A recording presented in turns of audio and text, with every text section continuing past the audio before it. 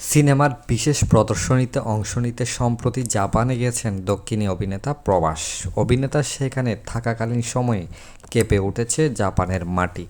৭.৬ মাত্রার ভূমিকম্পে নাড়িয়ে দিয়েছে পুরো দেশ। এছাড়া উত্তর পূর্ব উপকূলে জারি করা হয় সুনামি সতর্কতা। খবরটি ছড়িয়ে পড়তেই দক্ষিণী সিনেমা প্রেমীদের মধ্যে বাড়তে থাকে উদ্বেগ। কারণ বাহুবলী দ্য ইপিকের বিশেষ প্রদর্শনীতে যোগ দিতে সম্প্রতি জাপানে গেছেন অভিনেতা প্রভাস।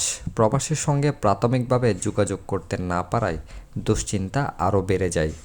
অনেকেই জানতে চান জাপানে ভূমিকম্পের মধ্যে তিনি ঠিক আছেন তো। অবশেষে ভক্তদের আশ্বস্ত করেন তার নতুন ছবি রাজা সাহেবের পরিচালক মারুতি। মঙ্গলবার প্রভাসের সঙ্গে কথা বলেন পরিচালক মারুতি। তিনি জানান প্রভাসের সঙ্গে কথা হলো, ও সম্পূর্ণ নিরাপদে আছে।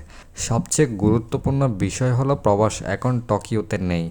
এক্স পোস্ট করেও ভক্তদের আশ্বস্ত করেছেন তিনি। এদিকে মঙ্গলবার সকালে জাপান প্রশাসন জানায় ভয়াবহ কম্পনের পর আপাতত পরিস্থিতি স্থিতিশীল।